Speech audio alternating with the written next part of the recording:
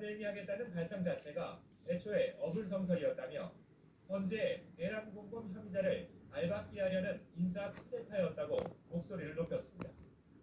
혼란을 틈탄 그 어떤 알박기 시도나 월권 행위도 용납되지 않음을 명심하십시오. 한편 국민의힘은 대통령 권한대행의 정당한 권한행사조차 정치적 해석에 따라 제약될 수 있다는 위험한 선례를 남긴 거라며 유감스럽다는 입장을 내놨습니다. 지도부 역시 굴복할 방법도 없다며 본안에서 제대로 판단이 이뤄지길 바란다고 밝혔습니다. YTN 이종원입니다. 이번 헌재 결정을 놓고 정치권의 적잖은 파문이 일고 있습니다. 이른바 한덕수 차출론이나 반명 빅텐트론에도 영향을 준다는 전망인데요. 국민의힘은 영향이 없을 거라는 입장이지만 민주당은 정반대의 관측을 내놨습니다. 국회 취재기자 연결해서 들어보겠습니다. 홍민기 기자. 네, 국회입니다. 네, 헌재 결정이 나오면서 한덕수 차출론에 대한 양당 시각도 엇갈렸죠? 네, 그렇습니다. 우선 국민의힘은 어제 헌법재판소 결정이 한덕수 대행의 출마 가능성에는 별 영향이 없을 거라며 선을 그은 분위기입니다. 국민의힘 한 의원은 YTN과 통화에서 헌재 결정이 얼핏 보면 안 좋은 주제지만 한 대행을 향한 관심을 더 높이는 계기가 될 수 있다며 민주당이 한 대행을 공격할수록 한덕수 차출론은 더 커질 거라고 주장했습니다. 원내 관계자도 한 대행의 출마는 본인의 결심에 달린 문제라며 차출론에 별 영향은 없을 거라고 전망했는데요. 반면 국민의힘 대선 주자들 일각에서는 한 대행을 겨냥한 견제의 목소리도 적잖게 나오고 있습니다. 나경원 의원은 아침 라디오 인터뷰에서 헌재 결정에 유감이라면서도 한 대행이 관세 협상 문제 등 할 일에 집중하는 게 좋지 않겠느냐고 날을 세웠습니다.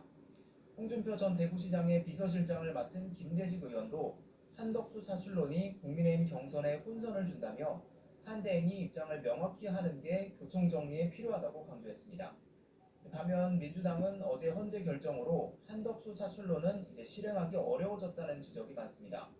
원내 지도부의 한 의원은 YTN과 통화에서 한 대행이 헌재에 낸 의견서에서 지명이 아니라 후보자 발표라고 밝혔을 때부터 이미 스텝이 꼬인 거라고 분석했습니다. 다만 민주당 내에선 국민의힘이 경선 흥행을 위해 한덕수 차출설을 계속 키울 거라는 관측도 나오는데요. 국민의힘 내부에서도 한 대행 출마를 지지하는 세력들의 힘이 빠진 게 아닌 만큼 계속 차출론을 밀지 않겠느냐는 겁니다. 정성호 의원은 라디오 인터뷰에서 한 대행이 자신의 내란 관여 혐의 수사를 막기 위해 대선 출마로 빠져나가려 하지 않겠느냐고 관측하기도 했습니다. 이재명 예비후보 측 관계자는 YTN과 통화에서 그런 정치공학적 계산으로 국민을 설득할 수 있겠느냐며 전략대로 정책 행보를 뚜벅뚜벅 이어나가겠다고 밝혔습니다.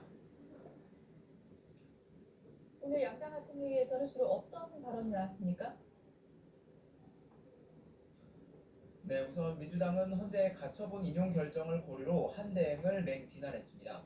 박찬대 당대표 직무대행은 공정하게 선거를 관리해야 할 국무총리가 권한을 남용하며 정치적 중립성을 훼손한 건 국민에 대한 반역이라고 꼬집었습니다. 아침 회의 발언 직접 들어보시겠습니다. 한덕수 총리는 헌법재판관 후보자 지명을 철회하고 위헌 행위를 한 것에 대해 국민께 속보 되제해야 합니다. 다만 민주당은 아직은 한 대행 탄핵에는 미 관세 협상 등 국내외 정세를 고려해 자제하는 기류를 유지하고 있습니다. 반면 국민의힘은 헌재 결정이 매우 유감이라며 비판 수위를 끌어올렸습니다. 권영세 비상대책위원장은 한 대행이 헌정 공백을 막기 위해 주어진 책무를 이행한 거라며 이를 가로막은 헌재 결정을 고무줄 결정이라고 비난했습니다. 이러니 헌재에 대한 국민의 신뢰도가 계속 추락하고 국민들 사이에서 민주당 헌법 출장소라는 비판까지 나오는 것입니다. 권성동 원내대표도 헌법재판소가 민주당의 꼭두각시로 전락했다는 의심을 지울 수 없게 됐다며 한 대행의 재판관 지명은 국정 안정을 위한 최소한의 안전장치 마련을 위한 거였다고 평가했습니다. 네, 오늘부터 양당의 경선 레이스도 본격적으로 시작됐는데 어떤 일정이 있습니까? 네, 국민의힘은 조금 전 경선 미디어 데이를 열고 1차 경선 토론의 조추첨을 진행했습니다. 안철수 의원과 김문수 전 장관, 유정복 인천시장과 양양자 전 의원이 같은 조에 속했고 이철우 경북지사와 나경원 의원, 한동훈 전 대표, 홍준표 전 대구시장이 다른 한 조에 포함됐습니다. 2차 경선에 진출할 후보 4명은 이번 주말 조별 토론회를 거친 뒤 100% 국민 여론조사 결과를 더해 다음 주에 발표될 예정입니다. 민주당 주자들은 이번 주말 첫 지역 경선인 충청권 경선을 앞두고 중원 민심 잡기에 나섭니다. 충청을 행정과학수도로 만들겠다고 약속한 이재명 예비후보는 대전 국방과학연구소를 찾아 K방산 육성 방안을 논의했습니다. 김경수 예비후보는 스웨덴의 친환경 도시인 말르의 시장을 만나 기후경제와 지방분권을 강조하고 김동연 경기도지사는 충북 청주의 자영업자 식당을 방문해 민생경제 현장 행보를 강화할 방침입니다. 지금까지 국회에서 YTN 홍입니다. 한국은행 금융통화위원회가 이달 기준금리를 2.75%로 동결했습니다. 미국의 관세 정책 충격으로 경기 둔화 가능성이 커졌지만 불확실성이 큰 만큼 좀 더 상황을 지켜보겠다는 건데요. 취재기자 연결해서 알아보겠습니다. 네, 유한홍 기자, 동결 배경 구체적으로 짚어주시죠.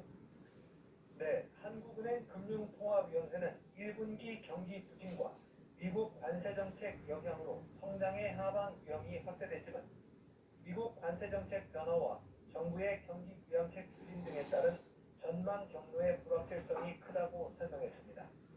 이에 따라 현재의 기준금리 수준을 유지하고 대내외 여건 변화를 점검해 나가는 게 적절하다고 밝혔습니다. 또 환율의 높은 변동성과 가계부채의 재확대 가능성 등을 좀 더 살펴볼 필요도 있다고 덧붙였습니다. 한은은 기준금리 동결 후 배포한 자료에서 1분기 경기 부진과 관련해 1분기 성장률이 2월에 전망한 0.2%를 밑돈 것으로 추정되며 소폭의 마이너스도 배제할 수 없는 상황이라고 진단했습니다. 국내 정치 불확실성 장기화와 미국 관세 정책 우려에다 대형 섣불과 일부 건설 현장의 공사 중단 등 일시적 요인들까지 겹쳐 내수와 수출 모두 하방 압력이 증대됐다고 평가했습니다. 한은 금통위 회의에서 이창용 한은 총재를 제외한 6명의 금통위원 중 5명은 기준금리 동결에 찬성했고 1명만 기준금리 인하를 주장했습니다. 그러나 6명의 금통위원 모두 향후 3개월 이내 기준금리 인하 가능성은 열어둬야 한다는 입장이었습니다. 네, 우리 증시 흐름도 좀 알아보죠. 오늘 새벽에 뉴욕 증시를 급락했는데 코스피는 오르고 있죠? 네, 그렇습니다. 코스피는 0.17%, 코스닥 지수는 0.14% 오른 채 출발해 갈수록 상승폭이 커지고 있습니다.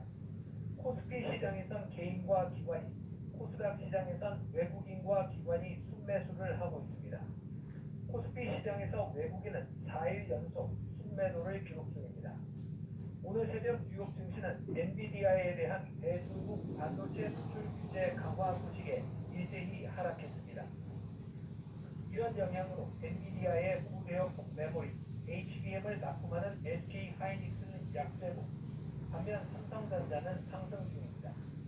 환율은 급격한 하락세를 나타냈습니다.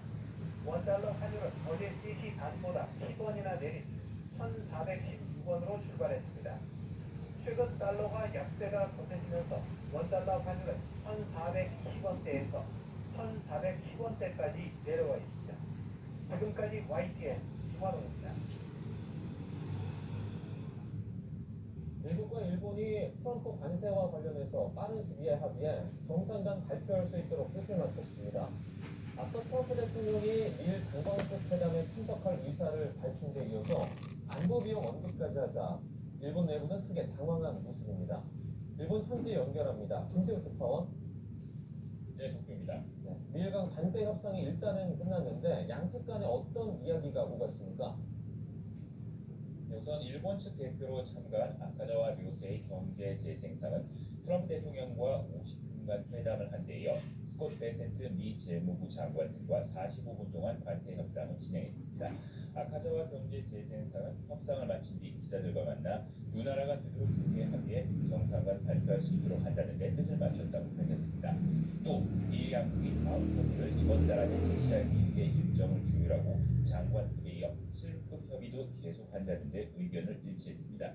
아카자와 경제 재생상은 이번 협의의 턱상에 조치가 매우 유감이라는 뜻을 밝혔다고 말했습니다. 이어 일본과 협의를 추진하겠다는 트럼프 대통령의 발언도 경력한 것으로 전해졌습니다. 특히 트럼프 대통령이 SNS에서 일본과의 군사 지원 비용을 언급하면서 관세와 안보 비용을 연기할 가능성이 커지고 있습니다. 실제로 미국이 안보 문제를 연기할 경우 일본에 더 많은 안보 양보가 불가피해 협상에서 수세에 몰릴 수 있다는 전망까지 나오고 있습니다. 이번 미일 간 관세 협상 과정과 결과는 우리나라로서도 추후 미국과의 협상에서 시사하는 바가 클 것으로 예상됩니다. 지금까지 도쿄에서 YTN 김세호입니다. 정부가 오늘 2026학년도 의대 모집 인원을 발표하기로 했습니다. 정원을 늘리기 전 수준인 3,058명이 유력한데 수업 거부 투쟁을 이어가는 의대생들의 버티기 전략에 정부가 또 백기를 든 게 아니냐는 비판이 나옵니다. 자세한 내용 취재기자 연결해서 알아보겠습니다. 백종규 기자, 정부의 내년도 의대 모집 인원 발표 오늘 오후로 예정돼 있죠? 네, 이주국 총리 겸 교육부 장관은 오늘 오후 1시에 정부 서울청사에서 2026학년도 의대 모집 인원 조정안을 발표할 예정입니다. 이 부총리는 내년도 의대 모집 인원을 증원 전 규모인 3,058명으로 확정해 발표할 것으로 보이는데요. 어제 한덕수 대통령 권한대행과 교육 그리고 복지부 관계자가 비공개 회의를 열어 의견을 모은 것으로 전해졌습니다.